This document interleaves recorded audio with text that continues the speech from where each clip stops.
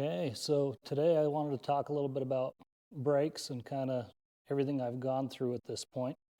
When I pulled the motor and was planning on putting the 5.7 in, which is basically almost done, except for a laundry list of small items about a mile long, I knew that more go was going to require more woe. This thing's sitting on 37s already, and well, the factory braking just wasn't up to par. So initially, up to this point, I already rebuilt the front and rear calipers, installed some cross-drilled and slotted rotors, put in some new brake pads. I did extended stainless steel braided brake lines, and even with all that, it wasn't that great. I couldn't even lock up the tires. So when I had the motor out, I decided to go ahead and do a Hydro Boost upgrade. So my donor was a 2006 GMC Yukon, and I figured, hey, that's a nice big heavy SUV. It's got Hydro Boost brakes. I'm already taking the power steering pump off of that and installing it with the motor anyways, so let's convert this thing to Hydro Boost brakes. Went through, pulled the motor. After I had the motor out, I kind of messed around with redoing the brake lines with the factory stuff. I know some guys have rebent the factory lines and had good success with that, but I got some brake fluid on them and the plastic coating on them kind of started coming off, and I just wasn't happy with the final results. So I ended up replacing everything with the nickel copper lines.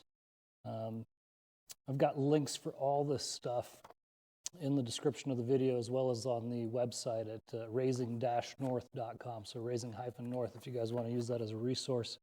There are affiliate links in there for Amazon products, but other than that, I don't have anything to do with any of the other companies. I just like their products and ended up using them. So, and keep in mind too, I'm just a guy wrenching on my cruiser. Whatever you do to your vehicle is your own responsibility, but this is something that's working good for me, except I had a faulty master cylinder out of the donor vehicle. I think this thing's been sitting. After I pulled the motor, it sat for a little while.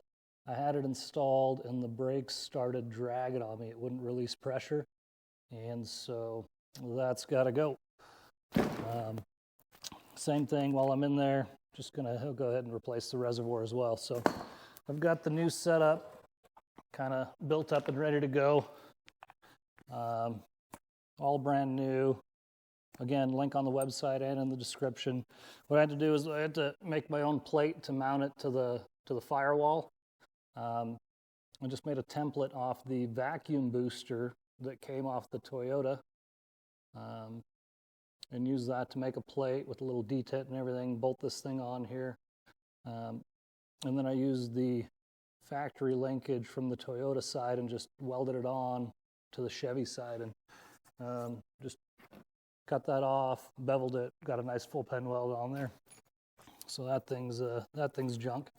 But if you're doing this on yours, mine is a 96. I'm not sure if the 94s and before are a little bit different, but from the center line of this hole to the back of the plate, basically to the front of the mounting or to the front of the firewall, that distance for me that worked out perfectly was 6 inches.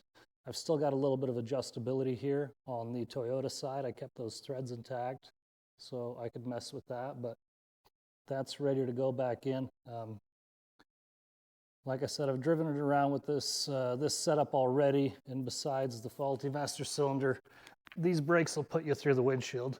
I was driving home last week and had a 4-car pileup happen right in front of me, and I was not the 5th car, so plenty of braking force. Ended up locking up all 4 tires initially until I got onto the threshold braking, but I've also gone through and deleted the ABS system and removed the proportioning valve that came on the factory over by the rear axle and installed a new Willwood adjustable proportioning valve. So with that, everything's kind of tuned in right. Everything's doing good, but follow along, and I'll go over just kind of some of the trouble areas or things I had issues with. I had a heck of a time bleeding these brakes. I thought it was a faulty proportioning valve. I talked to Willwood, did some research on YouTube University.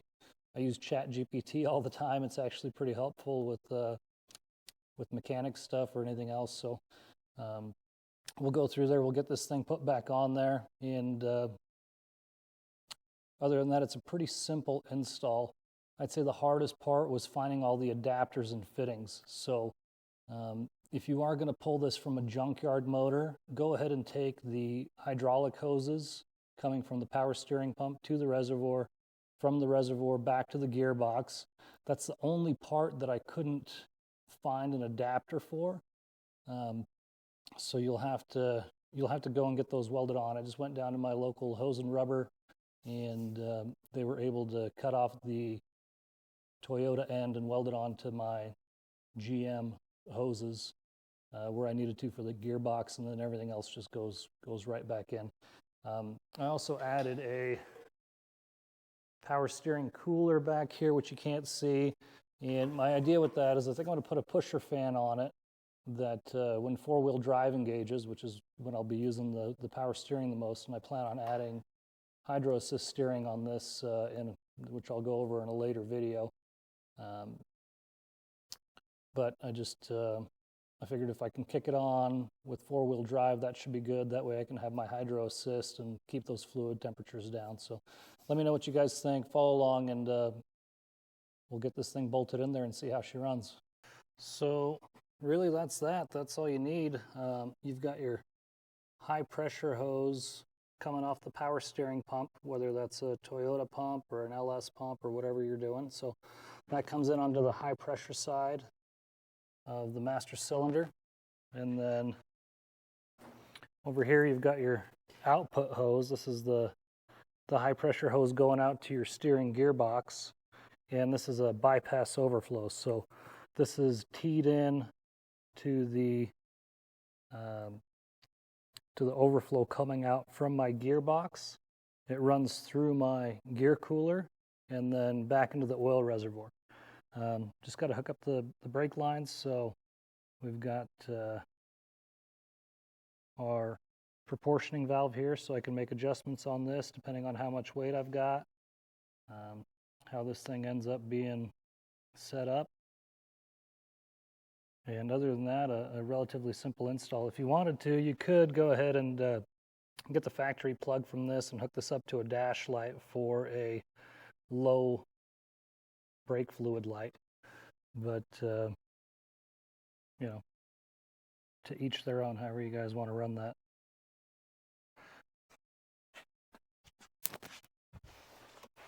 And then to give you a little bit of a view underneath, we've got the brake pedal assembly where our pin goes through the shaft, and it's just bolted through the firewall here, and these 4 bolts at the factory location. So make sure that your pedal goes back far enough to completely disengage, or else your brakes won't come off. But that's where that 6-inch measurement comes from the front of the firewall, or from the back of your mounting plate to the center line of that hole should be 6 inches, or at least it is in my application. So this is a really important step. When you get these reservoirs and master cylinders, you're going to need to bench bleed it. If you don't bench bleed it, you're going to have a heck of a time bleeding your brakes. And I fought this for quite a while, and I found that if I just get some 1/4-inch air hose, it's easier for me to do this on the truck. You just take this air hose and thread it into the brake fitting. It does a good enough job of holding the brake fluid. You're going to take that and you're just going to run that back into the brake fluid reservoir for both the front and the rear. And we're going to top this thing off with brake fluid and jump inside the truck and give it some pumps. And what you're trying to do is you're trying to get all the air out of the system here. And for the life of me, I can't understand why you can't just bleed the brakes, why the brakes won't bleed in this scenario. But I couldn't do it. I called Willwood. They asked me a couple of questions about my setup, because like I said, I thought it was initially the proportioning valve, because it seemed like I was having a lot of trouble with the rear brakes and a little bit of trouble with the front. and they said, "Hey man, you gotta bench bleed the master cylinder." So I'll go ahead and get some fluid in this, and we'll just jump inside the truck, give it some pumps, get all the air out of it, disconnect my little hoses here, hook the brake lines back up. I'll get the pressure bleeder hooked up. We'll bleed the brakes, and this thing should be ready to rock and roll.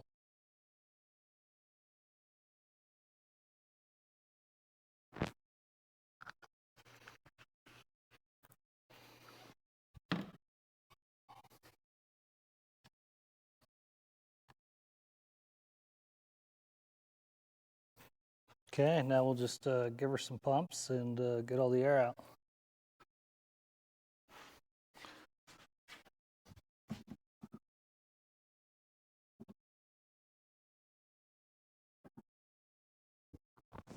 So with all the issues that I was having bleeding the brakes, before I had one of those little chintzy hand bleeders, you know, and you pump, and the only thing that's getting pumped is your forearm. So I did pick up this pressure bleeder off of Amazon. I had to buy a cap adapter kit that'll fit on almost any master cylinder. I think it was $74 for the cap kit. Or for any reservoir. So the link for that is also in the description or on the website. So if you're looking for a good one, this one seems to work just fine. Check it out. We'll get this thing pressurized, get underneath, and bleed some brakes out. Okay, so the brakes are bled. The only thing now is lost a little bit of power steering fluid from swapping the master cylinder out. So to go ahead and push all the air out of the power steering lines, it's good to just jack up the front end so the tires are off the ground, start the motor, crank the wheel all the way back and forth a bunch of times, depress the brake, back and forth again a bunch of times, depress the brake. Do that over and over again while refilling the power steering fluid, and that'll get all the air bubbles out of that, and you should be able to test it out and take it for a drive. So I honestly think that this has been the biggest and the best brake modification so far out of everything that I've done is going over to Hydro Boost brakes. I don't have any brake fade. I'm not overheating or warping the rotors, and so it wasn't a caliper issue. It wasn't a brake pad issue. I just didn't have enough line pressure, which the Hydro Boost takes care of. Plus, I kind of knew that I was going to have to do this anyways, because we are running, you know, a high compression 5.7 liter V8 with AFR heads and a whole bunch of stuff. And these higher horsepower motors don't really do a good job of creating vacuum. So if you're doing an LS swap, you're probably going to run into this issue anyways. So much easier to do this when you've got the motor out, rerunning new brake lines, getting everything switched over, doing the deletes if you want to do that. And it's been really good. I've been really happy with it so far. I like the pedal feel. It's nice and firm, and should be good to go.